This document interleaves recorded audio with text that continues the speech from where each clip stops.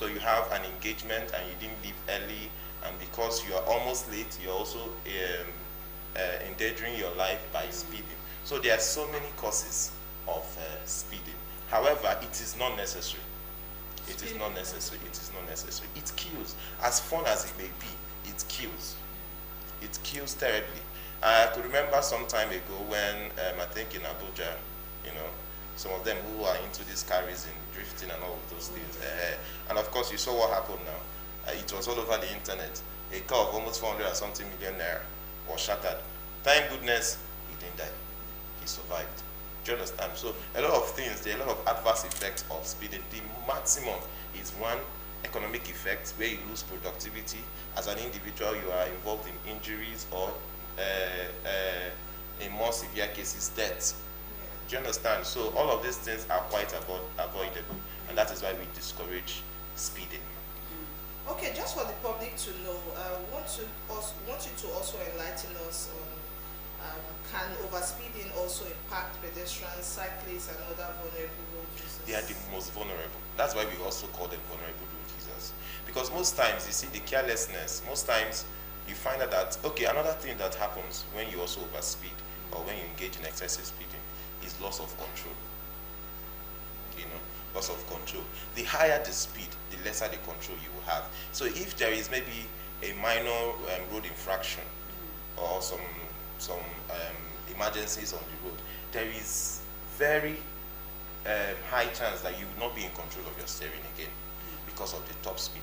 But if your speed is reduced, you are able to maneuver more properly. You're able to think and react easily, and it might not really affect any other person on the road. So when you talk about these vulnerable road users, we're talking about the cyclists, we're talking about the pedestrians, we're talking about other people on the road, even animals. Even animals, they're also part of the vulnerable road users, and they're also part, of course. Why don't the roads?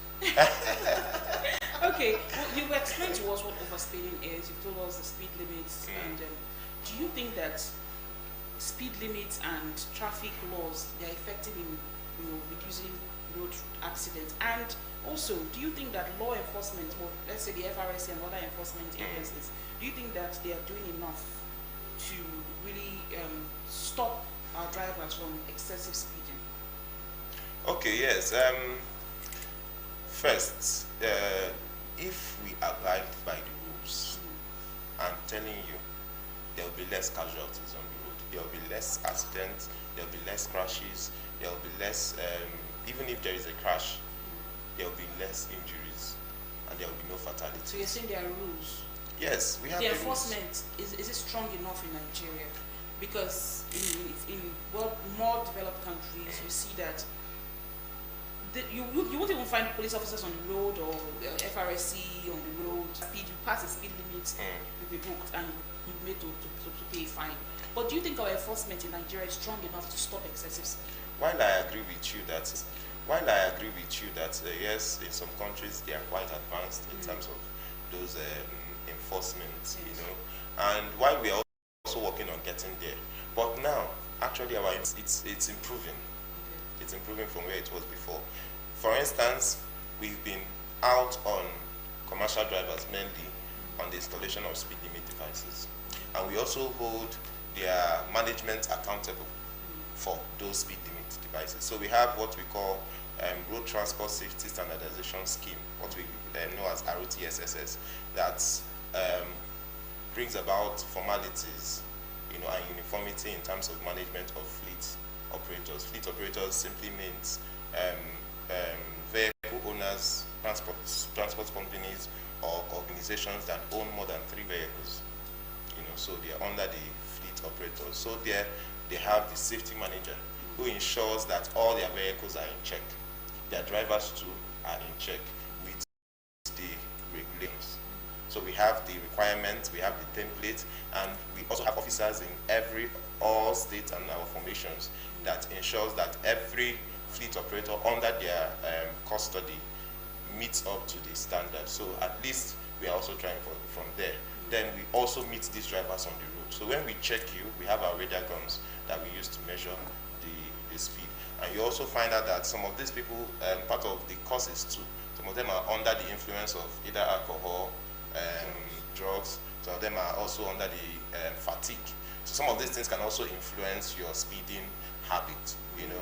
So when we check, we have our breathalyzers, we check whether you are under the influence, and if you are caught, you are booked properly, and your organization is also sanctioned. Well, there's something like that. Yes. As we speak. Of course. In fact, that's why we encourage people to always call. There was this one that I think the driver was under the influence of alcohol. I'm trying to remember the name, but the organization or the transport company is headquartered in Benin. Okay. So on their way to Lagos, they noticed that the driver was under the influence of alcohol, and the passengers refused to journey with him. So they made the driver to park, and even while he was highly intoxicated, they made a video. And when we got hold of the video, the organization was sanctioned, and we later also understood that the driver was sacked.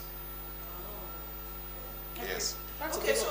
So Blessing talked about civilized countries and cameras, which are also called speed cameras. I don't know if we have speed cameras in Nigeria, and how effective are they, and how has the enforcement reduced overspeeding? Now, there's a popular company in Nigeria, I don't want to mention the name, but there's a popular company known for the trailer business, The drivers, I don't want to say they are crazy, but they are crazy sometimes. Yes. They drive anyhow. In fact, they call them, they've tagged them the lions of the road. Now they drive like they own the road. And I'm wondering, do you find offenders among these persons? And what has been done to them? I'm sure because you know the trailers or the trucks that we're talking about. yeah, I'm sure you know them. You You don't know mention the them, lions. Don't mention them, but you know the lions. They've caused accidents, they've claimed so many lives in our Nigerian roads. How am I supposed to drive? know? You know what to mention them.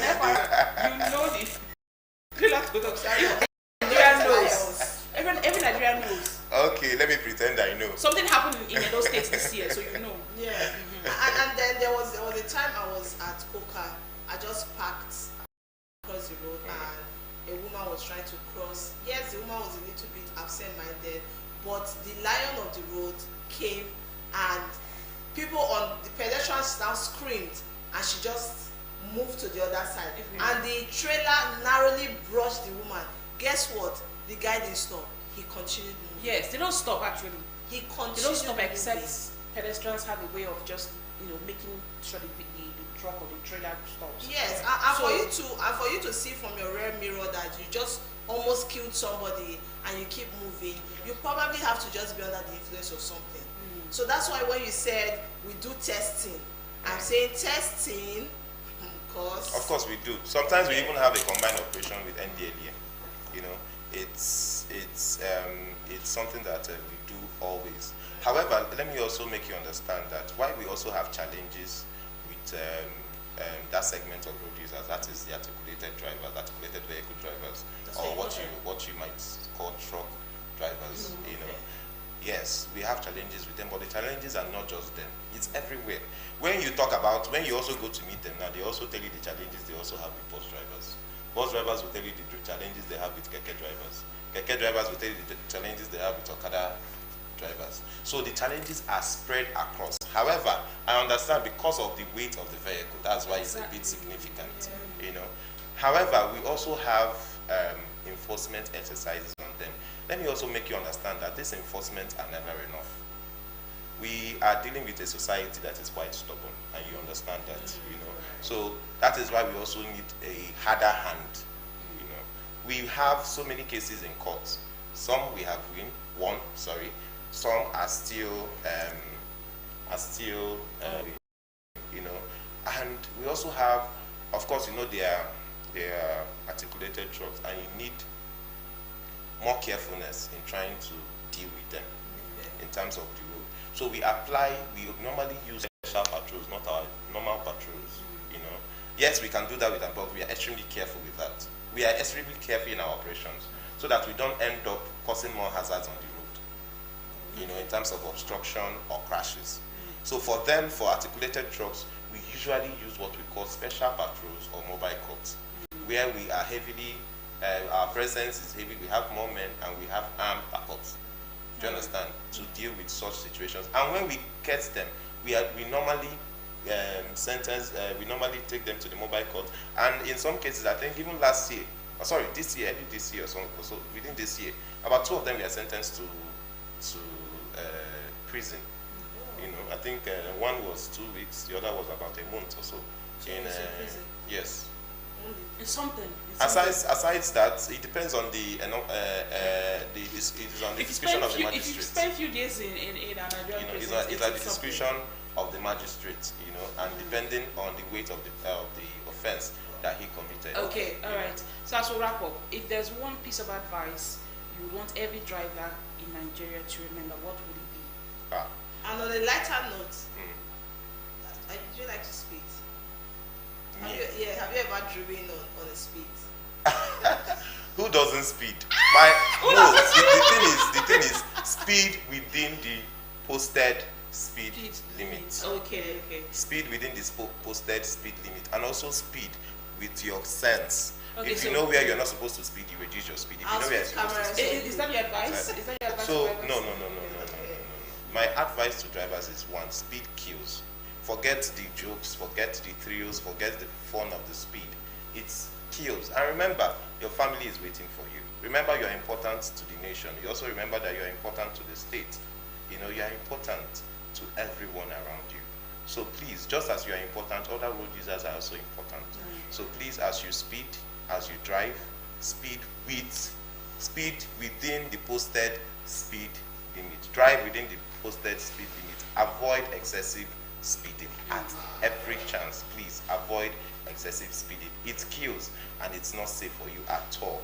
All right, you've heard it from the Sector Public Education Officer of the FRSC Delta State Command, DRC Uchenna Nnadika. Speed kills. So please, let's change our mindset from getting there fast to getting there alive.